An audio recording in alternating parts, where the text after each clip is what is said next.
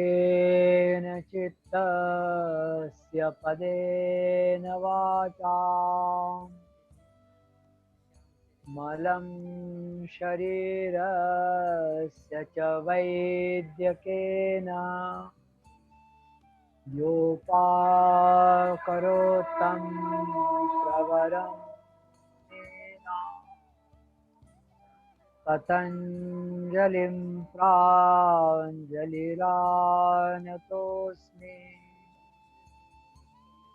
ॐ शान्ति शान्ति शान्तिः।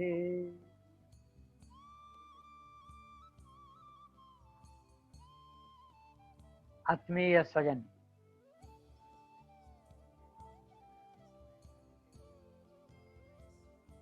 34वें सत्र में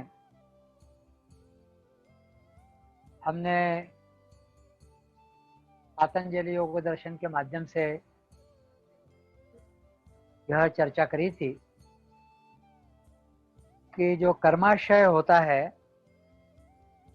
उसका जो मूल है वह अविद्यादि क्लेश आदि है, और वो जब तक चित्त में बने रहते हैं तब तक कर्माशय का विपाक यानी उसकी फल प्राप्ति यह विशिष्ट जन्म के रूप में, विशिष्ट आयु के रूप में और सुख दुखात्मक भोग इस रूप में वह क्लेश के अनुरूप ही वह बिल्कुल निश्चित रूप से होती है, ऐसा पतंजलि महामुनि कहते हैं। तो वही कहते हैं कि यह जो कर्म विपाक है, कर्म की फल प्राप्ति, यह किस प्रकार के चित्तगत कर्माशय है, दृष्ट और अदृष्ट अर्थात वर्तमान और भविष्य के, इस पर ही वह निर्भर कर होती है।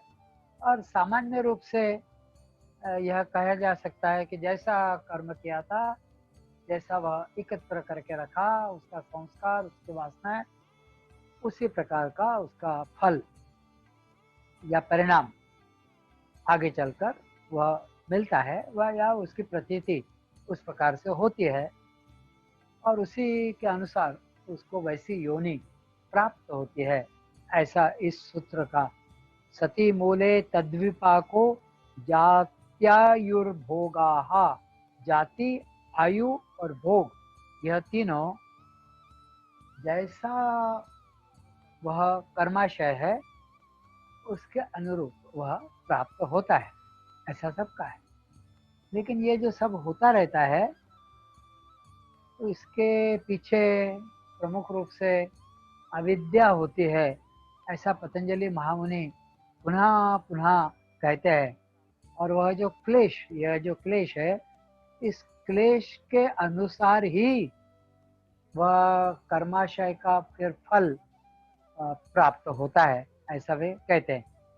तो यह जो सुख रूप या दुख रूप, यह जो कर्माशय का फल है अर्थात कर्म विपाक है, यह कैसे होता है ऐसा वे कह रहे हैं। तो इसको थोड़ा सा देखते हैं। वे कहते हैं कि किसी जीव को मान लीजिए वर्तमान जन्म यह ब्राह्मण के रूप, या ब्राह्मण अपन जाति के रूप में नहीं लेंगे, जो सद्विवेकी है या जो उसका शुचि आचार व्यवहार है, और जो ब्रह्मणे वचरति इति ब्रह्मचारी, और जो विद्वान भी है, शास्त्रों का अभ्यास भी किया, इस रूप में हम लेंगे। हम जाति बंधन या जाति की जो हम चर्चा सामान्य रूप से करते हैं उस रूप से नहीं करेंगे कि यह ब्राह्मण जाति का है, फिर वो दूसरी जाति, दूसरी तीसरी जाति, उस अर्थ से नहीं लेंगे। तो ब्राह्मण यह जो 4 वर्ण है उसमें से एक वर्ण के रूप में हम लेते हैं, जो उस प्रकार के कार्य करते हैं, है ना, विद्या दान वगैरह का कार्य करता है, विद्या संपादन का कार्य करता है, और जो साधना में निरत रहता है निरंतर, उनको हम ब्राह्मण यहाँ पर कहेंगे। तो कुछ पूर्व जन्म के शुभ संस्कार जो अर्जित होते हैं, मतलब कर्माशय जो होता है, उसके कारण मान लीजिए किसी को जो ब्रह्मण्यता को पोषक है, ऐसे जब संस्कार या जो दैवी गुण उनका उत्तम उसने परिपालन किया है, उस कारण उसको ब्राह्मणत्व इस जन्म में, मतलब अभी जो व्यक्त दृष्ट जन्म है, क्योंकि अगला जन्म तो फिर अदृष्ट है, फिर वो अव्यक्त है, उसकी अभी अपन बात नहीं करेंगे, अभी थोड़ी देर के बाद उसकी बात आएगी। तो वो जो बहुत आस्था से दीर्घ काल तक उसने उत्तम गुणों का, उत्तम बातों का, दैवी गुणों का परिपालन किया, उसके कारण उसको ब्राह्मणत्व या ब्राह्मण यह इस जन्म में वह मिला, मतलब जन्म मिला उस योनि में। और उसके कारण उसके चित्त पर ब्राह्मण के अनुकूल ही संस्कार घटित होते रहते हैं, क्योंकि पूर्व में भी वो थे और अब वो जन्म मिला तो वह भी, तो उसके कारण सत्व गुणों का संस्कार उस पर बहुत दृढ़ता से हुआ रहता है और इस जन्म में भी फिर होता रहता है, क्योंकि पूर्व का कर्माशय वैसा था, इसलिए वह ब्राह्मणत्व अभी मिला और ब्राह्मणत्व में फिर शुभ संस्कार उस पर पुनः एकत्र होते हैं।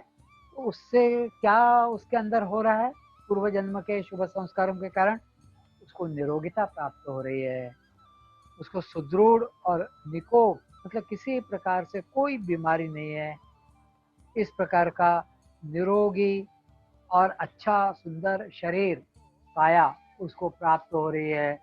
और इतना ही नहीं, तो उसकी जो आयु है वह कितनी होगी, यह निरोगी अवस्था पर और उसने कैसे कर्म पीछे किए थे उस पर भी निर्भर रहती है।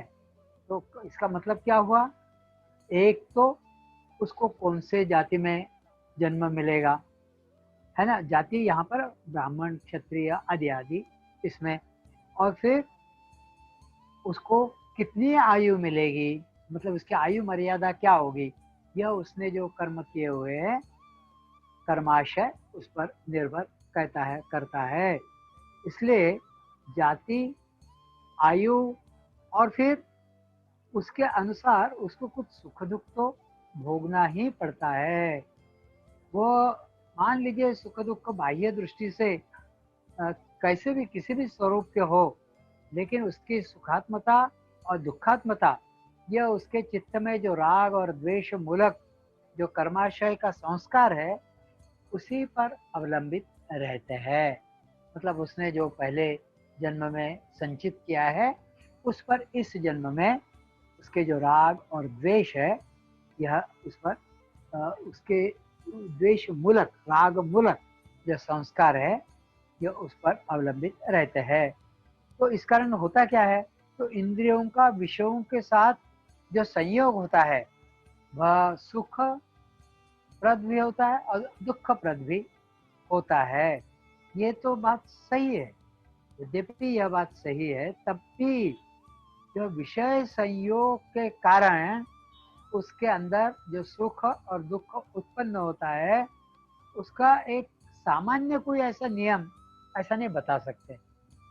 मतलब पिछले जन्म में उसने जो कुछ किया था उसके अनुसार राग और द्वेष मूलक संस्कार तो उसके बने थे और उसके अनुसार ही इस जन्म में उसको सुख और दुख की अवस्थाओं से गुजरना पड़ता है, या सुखप्रद भावना या दुखप्रद स्थितियां उसको भोगनी पड़ती है। लेकिन कौन सा विषय उसने उपभोग में लिया था उस कारण उससे राग उत्पन्न होता या दुख उत्पन्न हुआ था, तो उसी का परिणाम ये होगा, ऐसा हम पीछे का अभी कह नहीं सकते, ऐसा पतंजलि महामुनि यहाँ पर कह रहे हैं। क्योंकि प्रत्येक के चित्त में यह जो संस्कार हुआ है इसके कारण तो राग और द्वेष उत्पन्न हुए, लेकिन किसके कारण कौन सा और किसके कारण कौन सा, किसके कारण कौन सा सुख और किसके कारण कौन सा दुख, यह पक्के से नहीं कहा जा सकता। तो यह भी हो सकता है कि किसी को एक चीज या एक विषय के साथ उसके इंद्रियों का जो संपर्क होता है, चित्त का इंद्रियों के माध्यम से जो संपर्क होता है या संयोग होता है, उससे कभी तो किसी को तो सुख लगता है, दूसरों को उसी से दुख उत्पन्न होता है, ऐसा भी होता है। एक उदाहरण गुरुजी डॉक्टर नागेंद्र जी हम लोगों को बताया करते थे। कन्याकुमारी में उन दिनों 21 दिन के योग शिविर होते थे आवासीय, और पूरे भारत से लोग आते थे। तो कभी कभी किसी किसी स्टेट के लोग, तो स्टेट का जो ग्रुप होता था, मान लीजिए कोई लोग महाराष्ट्र से आए, कोई तमिलनाडु से आए, कोई और कहीं से आए, तो वो कहते थे हमारे स्टेट का जो विशेष पदार्थ है वो हम बनाएंगे और वो हम खुद सर्व करेंगे, हम भोजन बाद में करेंगे, पहले सब लोगों का आगत स्वागत करके। तो एक दिन महाराष्ट्र के लोगों ने तय किया कि हम महाराष्ट्र की डिश बनाएंगे और सब लोगों को वो खिलाएंगे। तो वो सबसे ज़्यादा रिलीज करते हैं, सबसे ज़्यादा जिसमें उनको सुख लगता है, ऐसी डिश उन्होंने बनाई, और वह थी श्रीखंड। और जब उन्होंने वह बनाया और उन्होंने पंक्तियाँ जब बैठी, सब लोग भोजन के लिए बैठे थालियाँ लेकर, तो उन्होंने रंगोलियाँ वगैरह निकाली और वह आलू के ऐसे आधे आधे आलू काट कर लोगों के सामने रखे, उस पर अगरबत्तियाँ रखी, उन्होंने लगाई जलती हुई, और बड़ा सुगंधी वातावरण उन्होंने बनाया। और फिर उन्होंने परोसना शुरू किया, और फिर भोजन मंत्र वैसे ही कन्याकुमारी में होता है, विवेकानंद केंद्र में तो होता ही होता है, वह उसका पाठ हुआ। और उसके बाद ये लोग बहुत खुश, और ये सब लोग महाराष्ट्रियन परिधान में और परोसने के लिए बिल्कुल तैयार। हाँ, उन्होंने पहले तो एक बार परोस दिया और सब लोगों को आग्रह किया कि अब आप शुरू करिए। उनकी यह इच्छा थी कि वो जो महाराष्ट्रियन डिश उन्होंने बनाई थी श्रीखंड, उसका पहले वो आस्वाद ले और उसको एंजॉय करे, और उन्होंने बड़ा आग्रह किया कि पहले इसको खाइए। तो लोगों ने उसको खाना शुरू किया। अब वो कैसे खाएं, तो कन्याकुमारी में थोड़ा चम्मच चुम्मच का जरा ज्यादा उन दिनों वो था नहीं, तो उंगलियों से ही खाना था। तो लोगों ने उंगलियां लगाई और चाटा। तो कुछ नॉर्थ इंडिया के लोग, गुजरात के, महाराष्ट्र के लोगों ने तो बड़ा एंजॉय किया, लेकिन ये जो तमिलनाडु वाले थे ना, उन्होंने उंगली से उठाया, अपने मुंह में अपनी जीभ से लगाया, और ये उन्होंने अजीब सा मुंह बनाया, ये कौन सा पदार्थ है, ये बड़ा सावर सा, कुछ खट्टा सा, कुछ मीठा सा, ये पदार्थ तो कभी हमने खाया नहीं है, इसमें कुछ मजा नहीं है। उनको बिल्कुल उसमें मजा नहीं आया। गुजरात के लोग खूब एंजॉय कर रहे थे, और महाराष्ट्र लोगों को बुरा लगे, ये तमिलनाडु के लोग इसको बिल्कुल, अरे इतनी अच्छी डिश, इतना बढ़िया, इतनी मेहनत करके बनाना पड़ता है, बहुत मेहनत करनी पड़ती है। पहले एक दिन दही बांध के रखना पड़ता है कपड़े में, उसमें से पानी निकल जाता है, फिर एक बड़े भगोने पर कपड़ा बांध कर उस पर रगड़ना पड़ता है, शक्कर पिघला कर पतली करके वो उसमें डालते जाना पड़ता है, और वो घोटना पड़ता है, तब वो कपड़े में से नीचे बूंद बूंद बूंद बूंद गिरती है, और बड़ा चिकना चुपड़ा, बड़ा सुंदर बढ़िया डिश उन्होंने बनाई। बड़ी मेहनत के बाद फिर उन्होंने जरा भी रिलीज नहीं किया। महाराष्ट्रियन ग्रुप ने, गुजरात के ग्रुप में, नॉर्थ इंडिया के लोगों ने भी उसको बहुत रिलीज किया, तो उनके लिए बड़ा सुख का कारण था। लेकिन वो तमिलनाडु के लोगों के लिए वही चीज जो इनको सुख दे रही थी, वो उनके दुख का कारण बनी। ऐसा अनेकों बार होता है, ऐसा अनेकों बार होता है अनेक चीजों में। यह केवल खाने पीने की चीजों के साथ नहीं, और भी चीजों के साथ होता है। अरे घर में ही कभी कभी किसी को लगता है रोज नहाकर बैठना चाहिए। अल्पना जी थी, बिना नहाए, वो बुखार आने से भी अल्पना कहती थी कि नहा लो एक बार, नहाने से आदमी फ्रेश हो जाता है, तो ठीक रहता है, फिर उसका मन अच्छा होता है, तो कुछ खा पी लेता है, तो जल्दी बुखार वुखार सब चला जाता है। अब मुझे लगता था कि बुखार में क्या नहाना होता है, बुखार में तो नहाना ही नहीं चाहिए, अरे उल्टा बुखार बढ़ेगा, मैं विरोध करता था। देखिए चीज एक ही है, नहाना, लेकिन उनको नहाने में अच्छा लगता था, नहाती थी। मुझे नहाना बुखार में बेकार लगता था, मैं नहाता नहीं था। तो कहने का तात्पर्य एक ही चीज, ये तो छोटे छोटे उदाहरण मैंने बताए, और भी ऐसे उदाहरण हो सकते हैं। भाई कोई कंजूस आदमी होता है, वो पैसा इकट्ठा ही करता जाता है, लेकिन जो दानी होता है वो खूब दान करता है। देख लो ना, अभी अभी इन दिनों ये जुकरबर्ग और लोग, ये कौन, मिलिंद क्या, जो ट्रस्ट है बहुत बड़ा,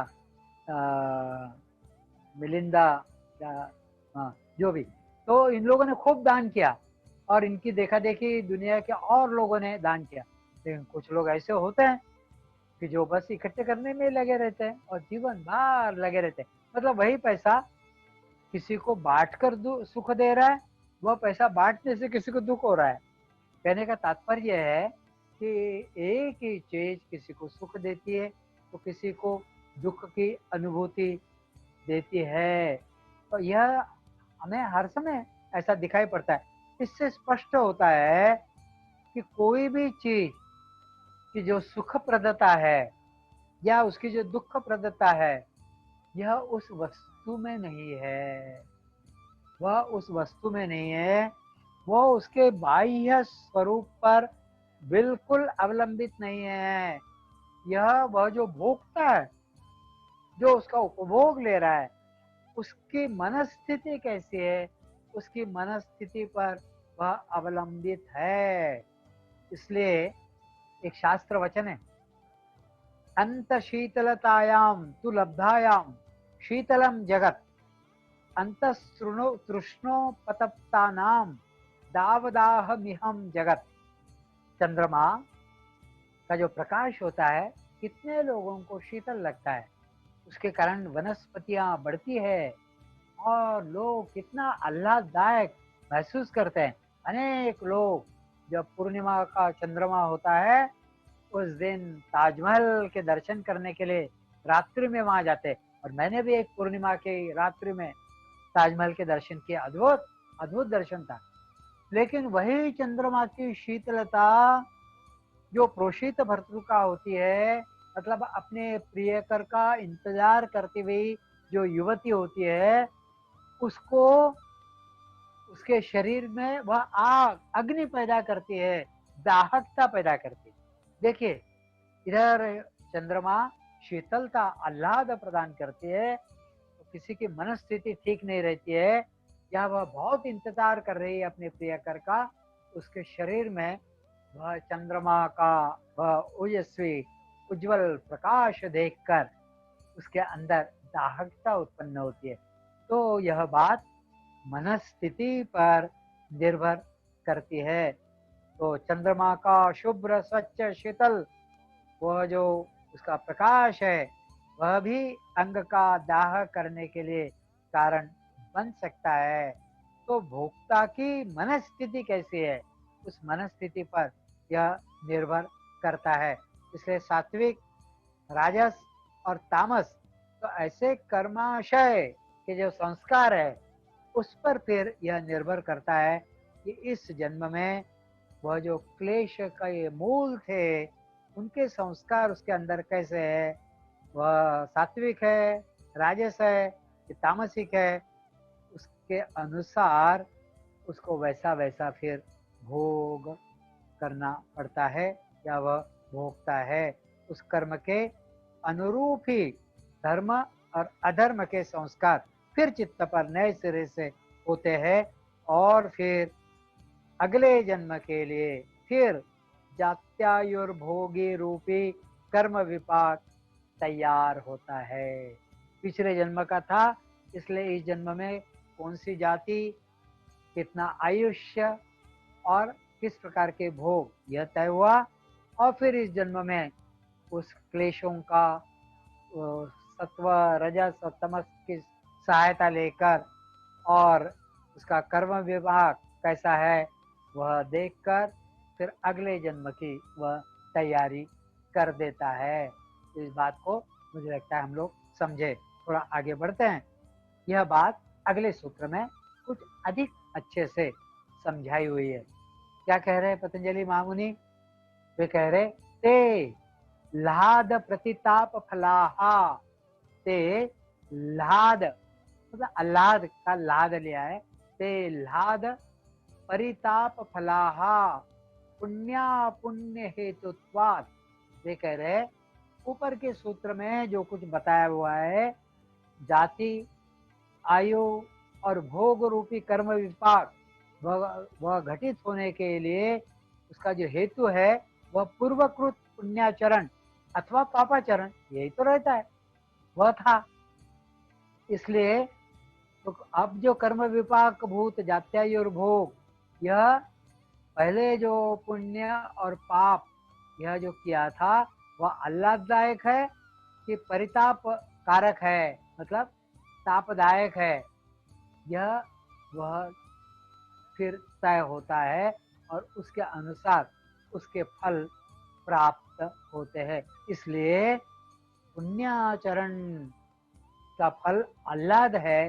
यदि ऐसा लगता है तो हमें फिर पुण्याचरण करने से शुभ योनि प्राप्त हो सकती है। और पापाचरण यदि करेंगे तो उसका जो परिताप मतलब दुख रूप जो फल है उससे अशुभ योनि आगे प्राप्त होती है। इसका मतलब क्या क्या कह रहे पतंजलि?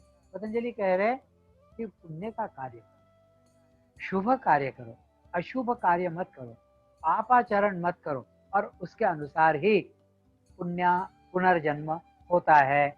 और भारत में हम सब लोग मानते हैं, हिंदू धर्म की जो सारी फिलॉसफी है इसी पर आधारित, जैसा करोगे, जैसा बोओगे, वैसा ही काटोगे। जो बीज बोया वैसा ही फल आएगा, अथवा वैसे ही फूल हमें प्राप्त होंगे। जैसा हम कर्म करेंगे वैसा ही फल मिलेगा। बस यही इस सूत्र में बताया गया है। तो इसलिए पुण्य का फल तो जात्यायुर्भोग, यह सामान्य मनुष्यों की दृष्टि से मान लीजिए कि आह्लाददायक है, तो भी आगे चलकर पतंजलि महामुनि कह रहे कि विवेकी पुरुष को वह दुखप्रद ही लगता है। विवेकी पुरुष जो होता है, सामान्य लोगों को तो लगता है कि मैंने पुण्य कर्म किया तो मुझे आगे चलकर उस अगले जन्म में पुण्य कर्म के फल के रूप में मुझे बहुत अच्छे फल मिलेंगे। लेकिन विवेकी पुरुष कहता है कि नहीं, चाहे उसने पुण्य कर्म किया हो चाहे पाप कर्म किया हो, पाप कर्म तो है ही है त्रासदायक संत्रासदायक, लेकिन पाप कर्म करना भी दुखप्रद है, ऐसा विवेकी पुरुष को लगता है। इसलिए थोड़ा आगे बढ़ते हैं। 15वें सूत्र में पतंजलि महामुनि कह रहे हैं, पतंजलि महामुनि कहते हैं परिणाम ताप संस्कार दुःखैर्गुणवृत्ति विरोधाच्च दुःखमेव सर्वं विवेकिनः। विवेकिनः मतलब विवेकी पुरुष कहता है कि उसका जो परिणाम है वह ताप, संस्कार, दुख और गुणवृत्ति विरोध के रूप में ही अंततगत्वा दुख में ही परिणीत होता है, उसका परिणाम होता है, ऐसा विवेकी पुरुष जानता है।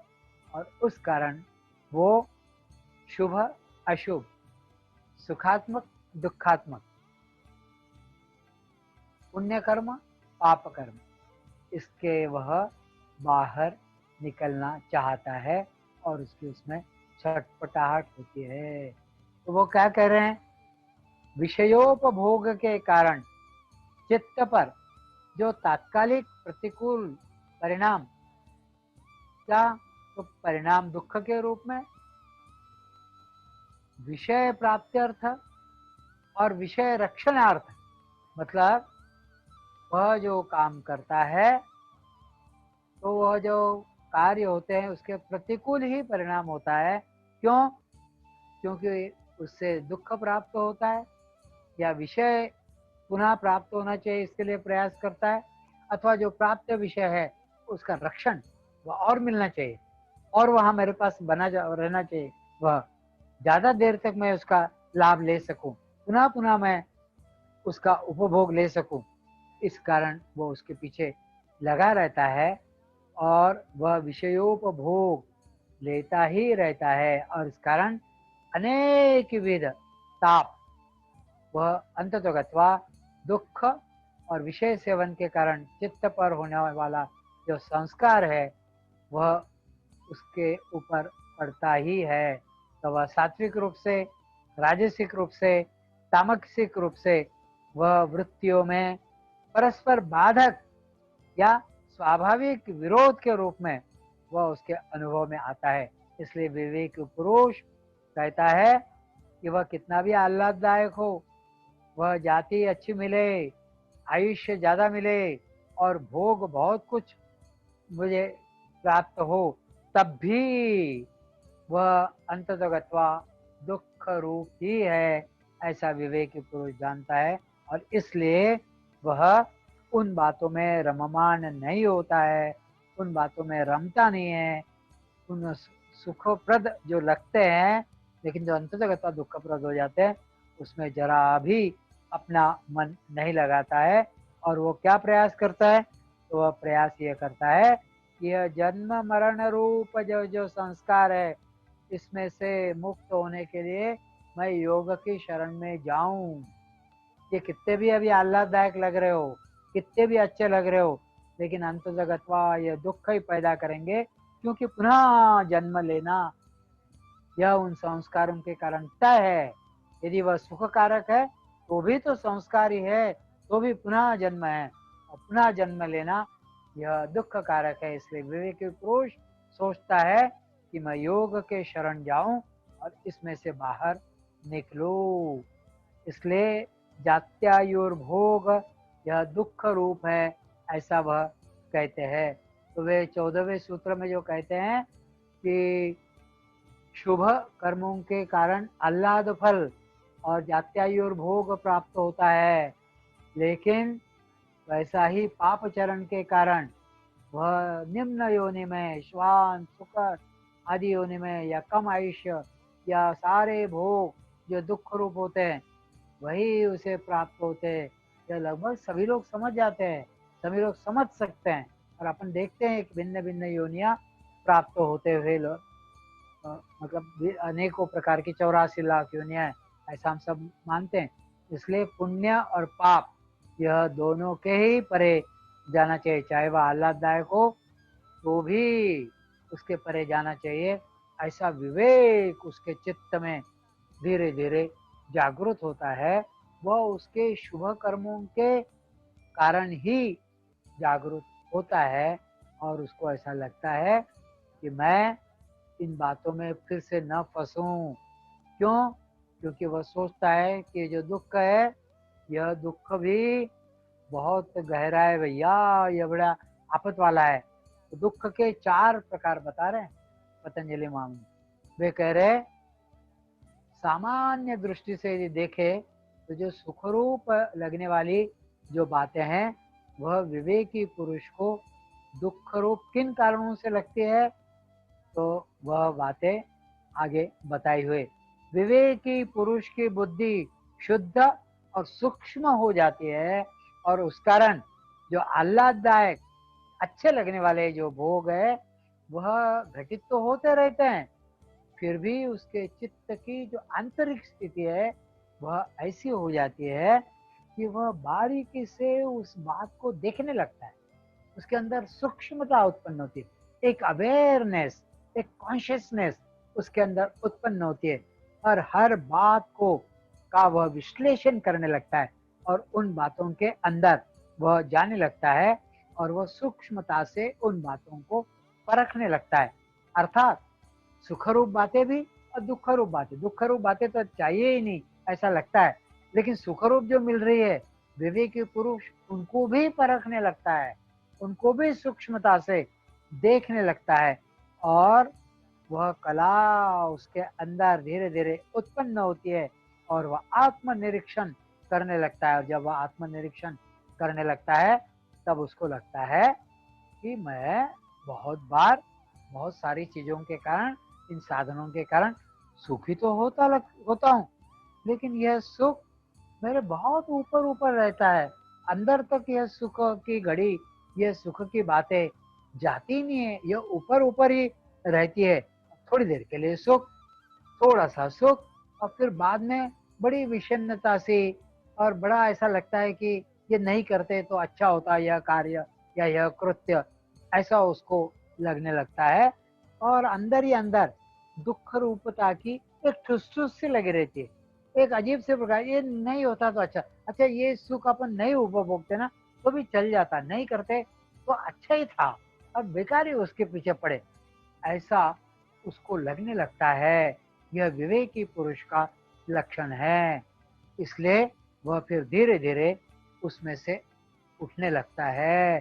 तो यह जो दुख रूपता है, उसके बारे में उसके मन में एक विषन्नता, एक वैराग्य का भाव धीरे धीरे उत्पन्न होने लगता है और उसके कारण उसके मन में फिर दुख के 4 प्रकार उसको दिखाई पड़ते हैं। पहला दुख, उस वह जो भोग भोगा था, जो सुखप्रद था, वह अंत में दुखप्रद, उसका परिणाम दुख था। वह पहला प्रकार दुख का। फिर दूसरा ताप दुख, ऐसा पतंजलि महामुनि बताते। परिणाम ताप, और फिर तीसरा संस्कार दुख, और फिर चौथा गुणवृत्ति विरोध जन्य दुख। गुणवृत्ति विरोध जन्य दुख, दुःखैर्गुणवृत्ति विरोधाच दुःखमेव सर्वं विवेकिनः, ऐसा यह 15वां सूत्र है। तो यह चारों प्रकार के दुख, इसके कारण, यह दुख रूपता के कारण विवेकी पुरुष सुखोपभोग के समय भी चित्त के बहुत गहरे भाग में एक प्रकार का असमाधान की स्थिति का अनुभव करता है। मतलब वह बाहर से भले ही उस सुख का आस्वाद ले ले, लेकिन भीतर अंतर्मन से, अंतःकरण से ऐसा लगता है कि ये तो दुख की अवस्था है, अनावश्यक मैं इसके पीछे दौड़ता हूँ और यह सही नहीं है, ऐसा उसको लगता है। इसलिए एक एक दुख के बारे में थोड़ा थोड़ा देखने का प्रयास करते हैं। आज दो एक दुख ले लेते हैं इसमें से। तो पहला है परिणाम दुख। जब किसी भी विषय को वह जब सुख स्वरूप लगता है तो क्यों लगता है ऐसा, इसकी मीमांसा थोड़ी सी करनी चाहिए। और वो हमने पहले जो पहला पाद था उसमें हमने जो वैराग्य का विचार किया था, उस समय हमने वह बात वहां पर देखी थी। उससे यह स्पष्ट होता है कि यह जो पिंड है, मतलब यह जो शरीर है, यह इस पूरी समष्टि का घटक है और इसको बनाए रखने के लिए, धारण करने के लिए पोषण, इसका रक्षण यह होना चाहिए।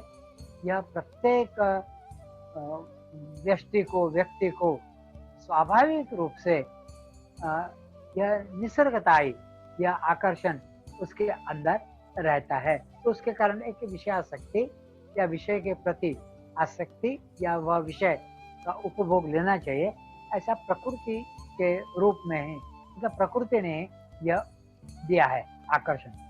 तो इस आकर्षण के कारण विषयेंद्रिय संयोग जन्य संवेदना प्राप्त होती है। विषयेंद्रिय, उस विषय से संबंधित जो इंद्रिय है, उसका जब उस विषय के साथ संयोग होता है, उससे जो संवेदना प्राप्त होती है, वह उसकी जानी, मतलब कॉन्शियसनेस के, मतलब प्रज्ञा के स्तर तक वह अंदर तक जाती है और उससे फिर सुख संवेदना उत्पन्न होती है। यह हम पहले देख चुके हैं। तो इस विषय का जो अपेक्षा है, इसकी अपेक्षित विषय का उस इंद्रिय के साथ जब संपर्क घटित होता है, तब तक उस विषय के संबंध में जो एक प्राकृतिक लगाव है, उसकी तरफ बढ़ना है, वह होता ही है। वही उसके एक नैसर्गिक प्रेरणा यह मनुष्य के मनोविकास की स्थिति में बहुत प्रारंभिक शारीरिक स्तर पर वह रहती है।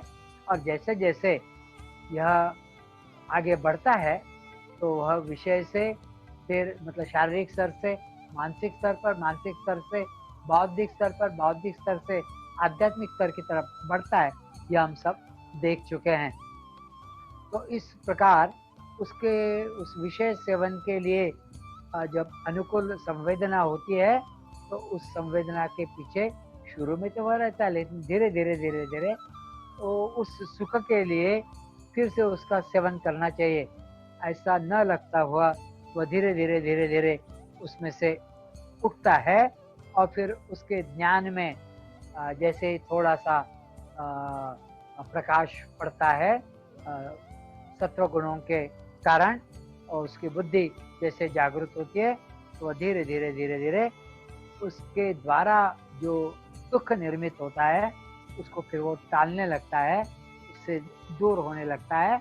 और उसको ऐसा लगता है कि संयम से इसका निग्रह करना अच्छा है।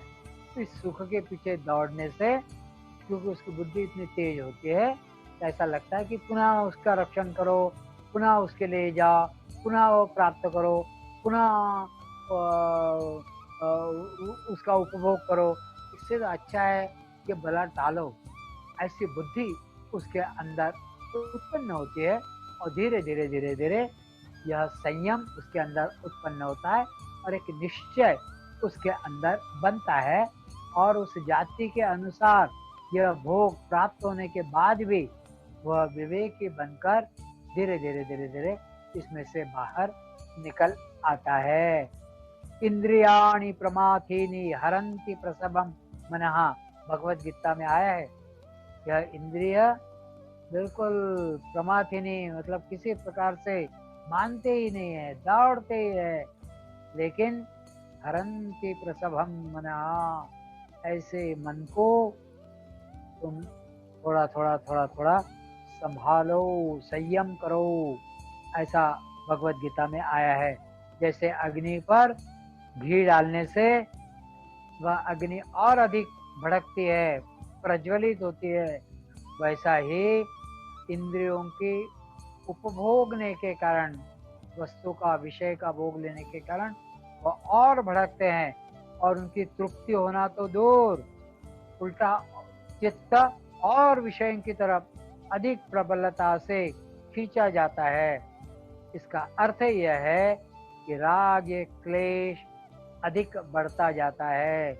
इसलिए इससे इतने से बच नहीं सकते, इतने से ही नहीं होता है तृप्तिकरण, तो भैया इससे बचो, ऐसा विवेकी पुरुष सोचने लगता है और उसमें से वह निकल आता है। इसलिए राग और द्वेष, यह क्लेश निरंतर जो बढ़ने की संभावना रहती है, इनको वह, क्योंकि उनका परिणाम अंततोगत्वा परिणाम दुख में ही होता है, तो उससे बचो, ऐसा वह सोचता है। दूसरा जो दुख होता है वह ताप दुख। यह ताप दुख जो है वह थोड़ा अलग प्रकार का है। उसका जो स्वरूप है उसका थोड़ा विचार करते हैं। कोई भी सुख, कौन सा भी सुख जब प्राप्त होता है, तो जैसे स्त्री, पुत्र, आप्त, इष्ट मित्र, सेवक इत्यादि आदि चेतन, और जैसे गृह, क्षेत्र, वित्त आदि अचेतन साधन, यह सभी इसमें लगते ही है, सभी लोगों को लगते हैं। तो यह सब साधन प्राप्त होने के बाद अनेक प्रकार के कष्ट, मतलब इनको प्राप्त करने के लिए भी और इनको बना के रखने के लिए भी झेलने पड़ते हैं। यह साधन प्राप्त करने के लिए काया से, वाचा से, मना से, मन से अनेक प्रकार के लोगों को अनुग्रह करने पड़ते हैं और बहुत प्रकार के निग्रह भी करने पड़ते हैं, और यह सारी बातें बिल्कुल अपरिग्रह करने ही पड़ते हैं, इसके बगैर वह प्राप्त नहीं होते हैं। और इसके कारण कभी-कभी इसकी पीड़ा, फिर इससे छुटकारा पाना संभव नहीं हो पाता है। जैसे कभी-कभी पाप होता है, कभी कुछ दूसरों पर हम अन्याय भी कर जाते हैं, तो बड़ी दुखद बात इससे घटित होती है। और इतना करने के बाद भी चेतन और अचेतन साधन प्राप्त कर लेने से उसके रक्षण करने के लिए बहुत कष्ट, बहुत पापड़ बेलने पड़ते हैं और बड़ा श्रम सायास ये सब करना पड़ता है, और उस कारण बड़े दुख ही पैदा होते हैं। और सतत फिर डर सा रहता है मन में, भीति रहती है कि कहीं दुख भी नहीं प्राप्त हो, कहीं चोरी ना हो जाए, कहीं कुछ ना उसका नाश ना हो जाए, ऐसा लगता रहता है। उसके कारण मानसिक यातनाएं भी होती रहती है। तो यह ताप दुख की श्रेणी में आता है। तो यह जो दुख है, इनका जो परिणाम है, यह ताप के रूप में, तकलीफ के रूप में होती है। और इनका कभी प्राप्त करने के लिए बहुत निग्रह करना, बहुत प्रयास करना, बहुत कष्ट झेलना, यह सब तो करे, और फिर उनका नाश हो सकता है। सतत भय लगना, और यदि नाश होता है तो उससे मानसिक दुख होना, इन सब बातों से मतलब वो सुख देने वाली चीज होने के बावजूद वह आह्लाद देने वाली जात्यायुर्भोग विषयी वह विवेकी पुरुष को दुख रूपता ही इसमें दिखाई पड़ती है। और यह जो दुख रूपता है यह ताप दुख रूपता है। तो पहली दुख रूपता है वह जो दुख रूपता है परिणाम, कि हमने जो किया, इंद्रिय का भोग लिया, अब उससे मन वितृष्ण हुआ, मन को ऐसा लगा कि नहीं नहीं नहीं ये ठीक नहीं किया, और ये बार बार कौन करता रहेगा, अंततः दुख ही है। लेकिन जो चीजें हमने जीवन में प्राप्त करी, जो सुख दे रही है, ऐसा लग रहा है उनको बना के रखना, अपना वो प्राप्त करना, उनका भय लगना, चोरी हो जाएगी क्या, नष्ट हो जाएगी क्या, यह ताप दुख है। फिर तीसरा दुख है वह है संस्कार दुख, और चौथा दुख है वह है गुण वृत्ति विरोध दुख। इस प्रकार के 4 दुख पतंजलि महामुनि बताते हैं। इसका क्या अर्थ है, क्यों बताए होंगे उन्होंने इसीलिए बताया है कि देखो आपके जीवन में यह सारा कुछ घटित होगा, यह सारा कुछ होगा।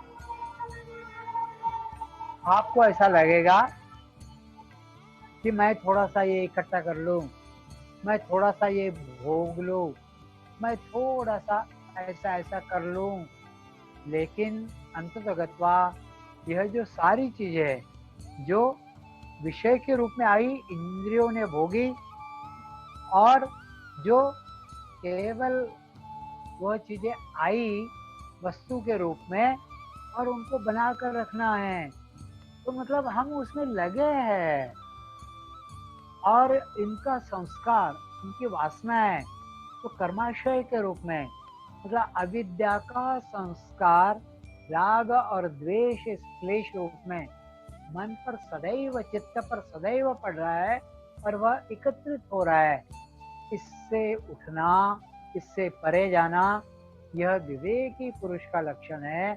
और उसने योग का अभ्यास, वह अभ्यास इन सब बातों से हटकर जीवन के लिए जितना उपयोगी है उतना तो हम इकट्ठा करेंगे, उतना तो हम लेंगे, लेकिन वह है इसलिए हम सुखी है, तो वह और मिलना चाहिए, ऐसा न होकर जीवन यापन करने मात्र के लिए जितना उपयोगी है उतना हमने इकट्ठा किया, उतना ही उपभोग लिया, तो ज्यादा हमने अपने पास नहीं संभाला है। ऐसा जो विवेकी पुरुष सोचता है वही अगले जन्म में उसको उस प्रकार का जन्म मिल सकता है, अथवा इसी जन्म में वह इन सब बातों से छूट सकता है, क्योंकि पतंजलि महामुनि ने पहले ही बताया है। जैसे उन्होंने बताया था वाल्मीकि, जैसे उन्होंने बताया था अहिल्या आदि, जो पात्र उन्होंने बताया, इसी जन्म में उन्होंने यहाँ से छुटकारा पाया था, और इस भोग योनि से वह बाहर हुए थे। मान लो उस अवस्था तक हम नहीं जाते, तब भी इन बातों के पीछे जो भाग दौड़ है हमारी, उस भाग दौड़ को हमने कम कर देना चाहिए, जिससे इस जन्म के जो संस्कार है, मान लो अगला जन्म भी हमें लेना पड़ता है, तो हमने योग के माध्यम से, साधना के माध्यम से कुछ तो पाया, और इनकी तरफ से धीरे धीरे इन वस्तुओं के विषयों से हम हटे, तो उतना उतना उनका कर्म विपाक अर्थात कर्मशय, कर्माशय कम होते हुए हम कुछ शुद्ध हुए, और अगले जन्म का कारण तो जरूर बने, लेकिन उस जन्म में यह जो योग का अभ्यास या साधना का अभ्यास किया है उसकी वहां से आगे चलकर शुरुआत हो सकती है। जैसे जड़ भरत के जीवन में हिरण का जन्म लेने के बावजूद उन्होंने जो साधना करी हुई थी, उस साधना के संस्कार बीज रूप में शेष थे, इसलिए पुनः अगला जन्म मिलते ही, मनुष्य का जन्म मिलते ही, वह जन्म जैसे उद्बोधक तत्व उनको मिले, वह पुनः संस्कार सारे जागृत हुए और साधना का मार्ग उनका आगे वहां से प्रशस्त हुआ। हमारा भी भले ही हमें हिरण का जन्म, या अभी हमें ये चाहिए, हमें वो चाहिए, हमें वो चाहिए वाला हिरण जैसा ही है लगभग, ऐसा या जड़ भरत का जन्म मिला हो, तो हमारा जो पूर्व जन्म की साधना है उस कारण यह करने का मन हो रहा है, इसको हम और पुख्ता कर ले। यही तो कर रहे पतंजलि मुनि। यह यदि हम करके रखते हैं तो मान लो इस जन्म में अथवा अगले जन्म में जैसे ही उद्बोधक तत्व हमारे जीवन में आएंगे, तत्काल हमारा वहां से आगे का बढ़ने का जो कार्यक्रम है वह शुरू हो जाएगा। और इसलिए यह सब बातें समझकर, विवेकी बनकर अपने जीवन में लाना चाहिए। तभी पतंजलि महामुनि कहते, हेयम दुखम अनागतम, 16वां सूत्र है आगे। तो यह जो दो दुख है इनको देख देंगे और उसके बाद फिर आगे के इसका विचार सूत्र का हम कल से आगे करने का प्रयास करें। मुझे लगता है आज यहीं पर रुकते हैं, प्रार्थना से समाप्त करते हैं।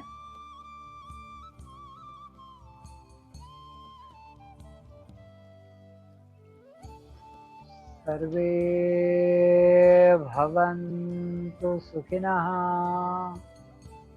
सर्वे सन्तु निरामयाः, सर्वे भद्राणि पश्यन्तु, मा कश्चित् दुःखभाग् भवेत्। ॐ शान्ति शान्ति शान्तिः। सभी को नमस्कार। प्रथम सत्र यहीं समाप्त होता है। थोड़ा सा 2-4 मिनट के लिए शांत चित्त से बैठते हैं।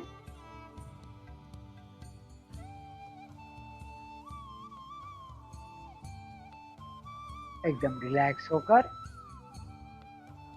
दक्ष होकर हम अपने मन में ऐसा संकल्प भी कर सकते हैं, सारे विचारों को हटा दें और संकल्प पर आ जाएं।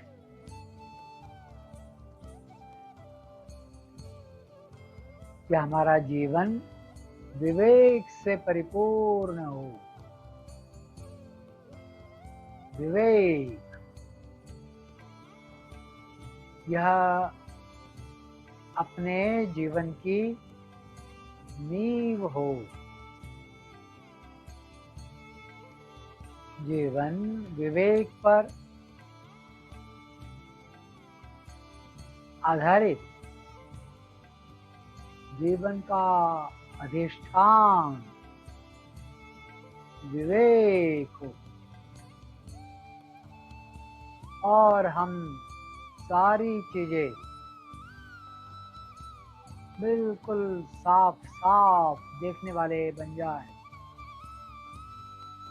हम शारीरिक स्तर पर न रहकर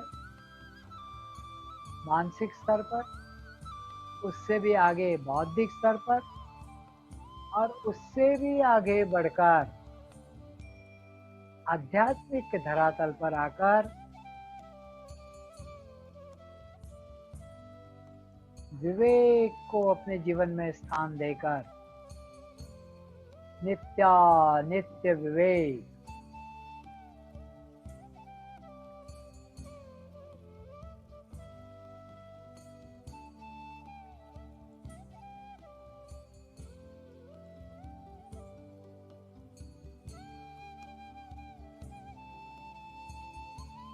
विवेक निरक्षीर विवेक कहते हैं। मानसरोवर के हंस यदि दूध में पानी मिला हुआ है तो वह उसमें से केवल क्षीर अर्थात दुग्ध मात्र प्राशन कर जाते हैं, पानी को छोड़ देते हैं। ठीक उसी प्रकार अपने जीवन में जो अनुपयोगी है उसे छोड़कर जो उपयोगी है, जो साधना मार्ग में सहयोगी बन जाएगा, वह केवल उसका प्राशन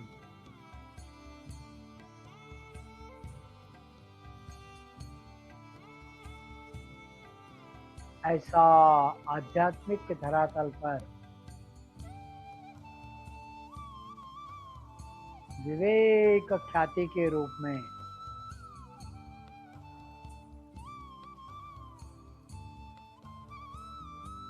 जीवन श्रेष्ठता की ओर बढ़े, ऐसा संकल्प, ऐसा विचार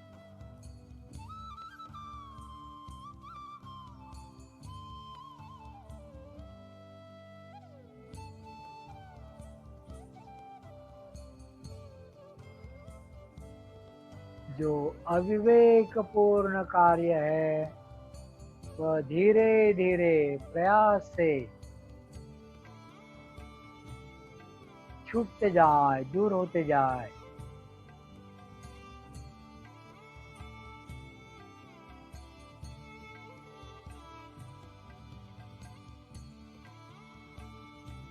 एकदम साफ सुथरा निर्मल मन हो जाए, ऐसी भीतर ही भीतर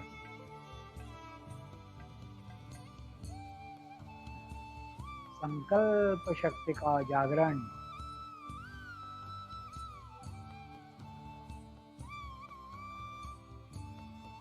यह हमारे जीवन का उद्बोधक तत्व हो जाए।